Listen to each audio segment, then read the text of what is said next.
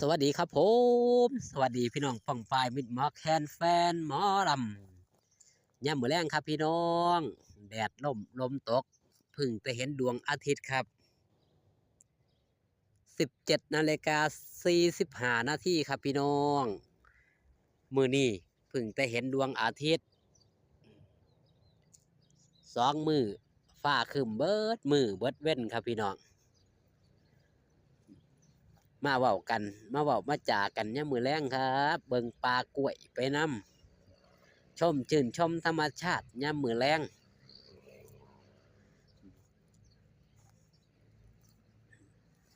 พาลูกสมุนมาเล่นครับพี่น้องมื้อนี้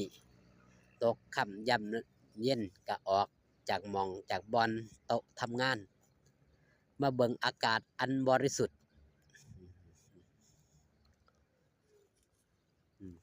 พาไอ้เจ้าเข้าฟ่างนี่ครับนี่แลนออกมานี่ครับนี่มาเล่นทักทายมิดหมอแคนแฟนหมอลำแฟนครับFCช่องไทยซีเกตชาแนลสู่ขู่สู่คนนะครับเด้อพาพี่น้องป่องปายเบิ่งความเป็นธรรมชาติย่ำมื้อแรงสอดส่องเบิ่งต้นกล้วยมันเป็นไปจังไดปีกล้วยก็ออกหลายเติบแล้วครับพี่น้องนี่จากข้าวฟ่างทางฟังนี่มันบ่มีน้ำครับพี่น้องน้ำบ่ฮอดจอดบ่ถึงมันก็เลยเหี่ยวก็เลยแห้งเป็นธรรมดาครับมันเป็นดินลูกรังเนาะมาจากันสำหรับคิวงานสาวน้อยเพชรบ้านแพงค่ำคืนนี้ครับพี่น้องมินิคอนเสิร์ตโรงเหล้ามิตรภาพขอนแก่นอยู่ข้างถนนมิตรภาพถ้าแล่นทางอุดรไปกับอยู่ฝั่งสายมือเนาะพี่น้องถ้าแล่นมาทางโคราชแล่นมาทางโคราชแล่นมาทางโกสุมก็สิอยู่ขวามือทางกำมิดหมอแคนแฟนหมอลำถ้าจำบ่ผิดนะครับถ้าจำผิดกับขออภัยหลายๆโดนได้แล่นรถผ่านไปเทื่อนั่นคือคิวงานสาวน้อยเพชรบ้านแพงมือนี่ครับเป็นงานคอนเสิร์ตเล็กๆน้อยๆเอิ้นว่ามินิคอนเสิร์ตมืออื่นสาวน้อยเพชรบ้านแพงก็สิไปเล่นนู้นทางกำเมืองอุบลราชธานีอยู่ทางกำฝากทางไหนครับน่าจะเป็นทางเดชอุดมคือจังไหนนี่ถ้าจำคิวงานบ่ผิดเลยครับถ้าผิดพลาดก็ขออภัยได้หลายพี่น้องแต่ก็ว่าอยู่ในจังหวัดอุบลราชธานีทางด้านไหนครับทางด้านทีมงานเวทีเพิ่นก็อาจจะเดินทางล่วงหน้าไปก่อนเนาะในค่ำคืนนี้ไปพักไปเศร้าไปหอดจอดถึงไปหอดจอดมองทำการแสดงสำหรับนักแสดงก็กำลังทยอยไปเนาะบางคนเพิ่นก็ทยอยไปล่อทาแล้วบางคนก็เตรียมไปมืออื่นพุ่นละผู้ที่บ่ได้แสดงคืนนี้เพิ่นก็ทยอยไปแน่แล้วก็มีจังสี่นะครับผู้เพิ่นมีรถส่วนโตแต่ผู้ใดที่แสดงคืนนี้ก็รอก่อนรอที่จะไปในวันพรุ่งนี้สำหรับหลาน้อยอุ้งอิงทำการแสดงเสร็จในค่ำคืนนี้ก็อาจจะเดินทางลงใจจังหวัดศรีสะเกษไปพักไปเศร้าอยู่บ้านก่อนจะเดินทางต่อไปทางจังหวัดอุบลราชธานี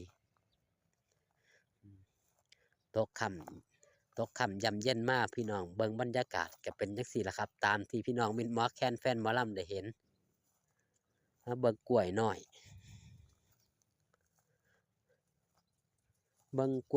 กล้วยกระแดงบ่ทันใหญ่บ่ทันสูงกะหักกะโค่นหมดแล้วพี่น้องนี่เบิ่งนี่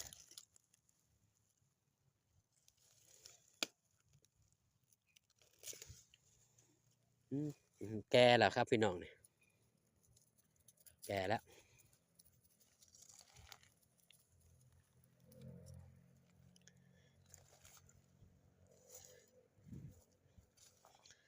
ถือว่า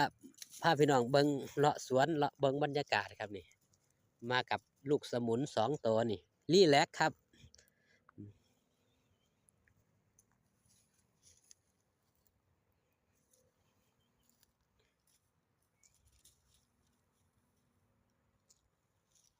พาพี่น้องรีแลกซ์เบิงความสวยความงามความเขียวของธรรมชาติเว้าเรื่องหลาน้อยอุ้งอิงไปนำเว้าเรื่องสาวน้อยเพชรบ้านแพงไปนำในเวลา2 ปีเศษมาแล้วเนาะ2 ปีเศษจ้ะ14 มกราเดือนนี้เดือนมีนาคมกับ2 ปีบ่จักเดือนมานี่สำหรับอีหลาดน้องอิงที่ย่างก้าวเข้าสู่อ้อมกอดสาวน้อยเพชรบ้านแพงย่างก้าวเข้าสาวน้อยเพชรบ้านแพงบ่ทันถึงเดือนเป็นผู้หนึ่งผู้เดียวที่ออกซิงเกิลเร็วที่สุดแล้วก็ดังเร็วที่สุดมีผู้ติดตามเยอะที่สุดณยุคปัจจุบันครับถือว่าเป็นเด็กน้อยที่พิเศษธรรมดาแต่มีความพิเศษผิดแผกแตกต่างจากคนอื่นๆแบบเห็นได้ชัดแบบเป็นที่ประจักษ์ต่อสายตานิดหมอแค้นแฟนหมอลำสำหรับหลาน้อยอุ้งอิงประจักษ์ต่อสายตาจังไดครับ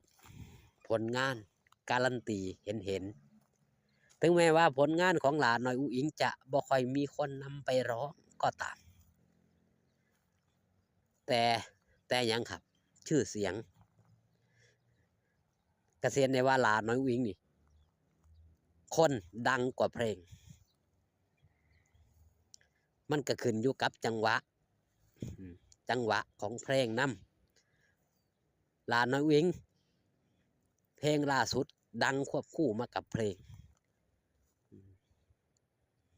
แต่ถือว่าหลาน้อยอุ้งอิงนี่ประสบผลสำเร็จเร็วที่สุดความฮิตความดังความปังหลาน้อยอุ้งอิงอยู่ในสื่อตลอดทุกวันเป็นนักร้องเป็นศิลปินที่ถือเว้าถึงตลอดบ่เคยห่างหายจากสื่อเอาสำหรับคลิปนี้ฝากตอนมิดหมอแคนแฟนหมอลำเอาไว้ย่ำมื้อแรงพาเบิ่งบรรยากาศเขียวคุยเย้าสวยๆงามๆเอาไว้แต่เพียงสำนี้ครับขอบคุณที่มาเบิ่งขอบคุณที่มาแย่งนะครับเด้อช่องไทยซีเกตชาแนลพอกันคลิปหน้าสบายดีครับผม